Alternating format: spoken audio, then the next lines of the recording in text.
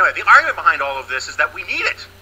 We need this. We need what Barack Obama calls the new foundation. He gave this big speech at Georgetown. That was the speech he gave when he decided that it was impermissible to actually have Christian symbols at a Catholic university. Right? What are these Christian symbols doing here? He says that we need it, that we need this because we're in this financial crisis, and the only way to combat this financial crisis is to provide a new foundation. We can no longer have this boom and bust business cycle that we used to have, says Obama. We need this new foundation to deal with these things. And the three pillars of this new foundation are energy spending, cap and trade, right? Nationalization of healthcare, more or less, and education spending. There are good arguments and very bad ones for all of these things, right? Well, there are good arguments for spending more on education. There are good arguments even for cap and trade, which I don't support.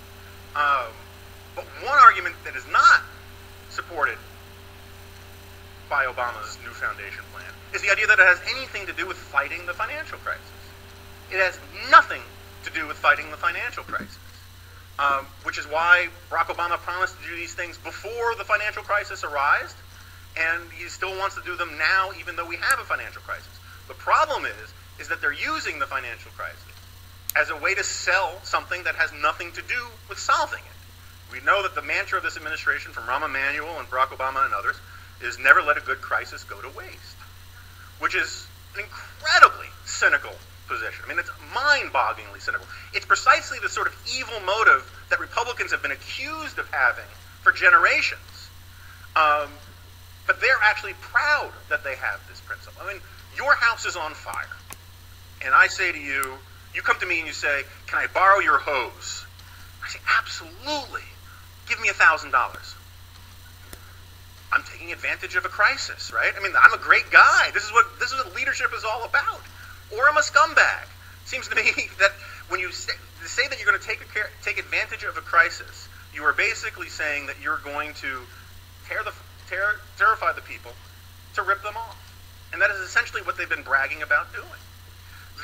Moreover, on a substantive point, the European countries that have cap and trade, that have large spending on education, that have socialized medicine, have not been immune to the problems of the financial crisis. Many of them have been hit far harder. The idea that if we just go the way Europe goes, that all of a sudden we're going to be immune to the financial crisis is just insupportable by the evidence. I mean, it's the kind of thing, if you try to actually make the argument, you realize you're not smart enough to be a spell checker at an M&M factory.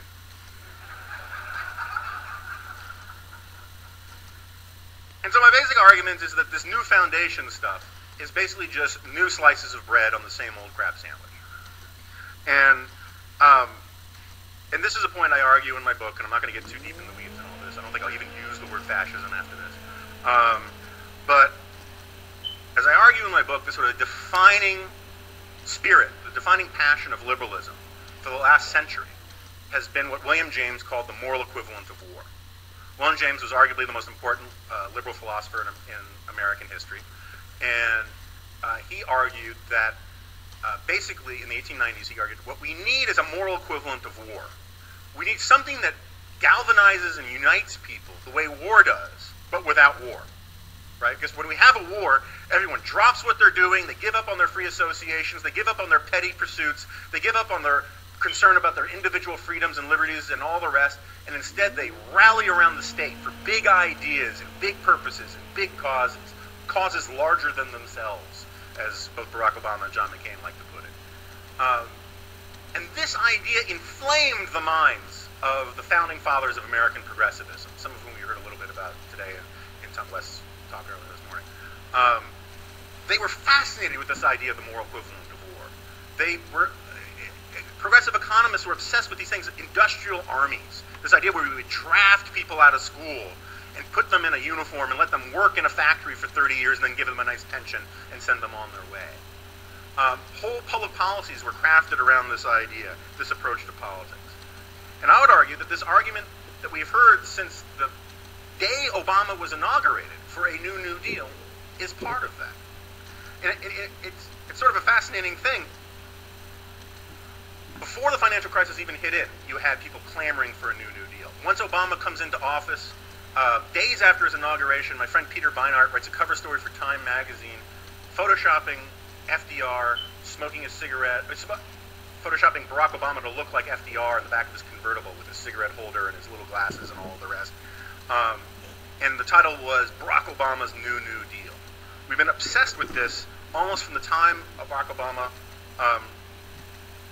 took his oath of office. Paul Krugman repackaged his book to make the argument for New Deal economics, Great Depression economics. Every sort of pundit out there has been talking about how we need to have a New Deal. And on the surface, it might seem like they have a good point, right? I mean, we're on the precipice, or at least we seem to be on the precipice of this financial crisis that might, re-usher in a new Great Depression.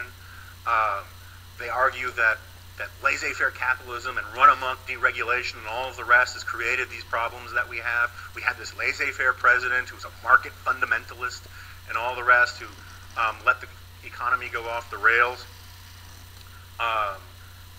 Maybe what we need is a New Deal, because the old New Deal ended the Great Depression.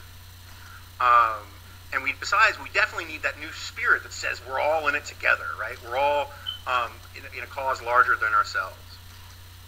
The problem with this whole line of argument is that it's basically just not true. There are elements of truth to it, obviously, but the most convincing lies are the ones that are sprinkled with half-truths. First of all, just for starters, this is Texas and SMU and all the rest, but just for starters, George Bush, honorable man, treated very unfairly by lots of people, which is a nice, mild understatement. But the guy was not a laissez-faire president, right? In fact, and he wasn't hurt. In point of fact, neither was Herbert Hoover. And these are numbers that I got from Brian Riedel from Heritage, just to sort of clear the air. Bush spent on education from 2001 to 2006. Spending on education in America went up 127%. Spending on community and regional development went up 342%. Spending on Medicare, 58%. Spending on the environment, up 28%. Spending on highways, up 28%. Now, these could have been good policies, good spending, bad spending. It doesn't sound like America's fundamental economic needs were being ignored the way Obama likes to paint it. But what Obama loves to do is create this straw man where he says, if you don't agree with me, then you're in favor of doing nothing, right? And that anybody who's a Republican or a conservative who disagrees with him on first principles is somehow beyond the pale. In his speech the day before his inauguration in Philadelphia, Barack Obama gave this really telling speech where he says, what America needs is a new Declaration of Independence from small-mindedness, from bigotry, ideology, and prejudice. Now, one of these things doesn't belong on that list, and it's called ideology. I'm a proud ideologue. All ideology is a set of priorities that you judge, that you bring to bear on new questions of fact. Does it expand liberty is an ideological question. Does it protect a woman's right to choose is an ideological question. The fact, wherever you come down on all sorts of issues, the fact that they're ideological issues doesn't make them illegitimate or anything. But what Obama wants to do is portray, which is the exact tactic that FDR had, is portray anybody who disagrees with him as being beyond the pale, not pragmatic, not concerned about what works, and instead is just an ideologue, a small-minded person, a bigot, prejudiced. And it's these, and in ways subtle and profound, the press and everybody else has been buying into these things. It's amazing. One of the things, it drives me crazy. I've never, I hear people say all the time, I don't believe in labels. Right? Oh, I don't believe in labels. Well, the fact is that only liberals ever say I don't believe in labels. I've never met a conservative who says I don't believe in labels. First of all, just on the merits, I believe in labels because, labels are another word for these things. They're called words, right? And words are sort of important, if you call a bottle of poison Coca-Cola, you'll discover why words matter, right? And this tactic, whereby, which Obama has picked up, Hillary Clinton does this, Al Gore does this tactic of using this sort of trope that appeals to our vanity, where we, I don't believe in labels. We need to move past our partisan differences. We need to move beyond our ideological divide. You hear this all the time, all this gitchy-goo stuff, right?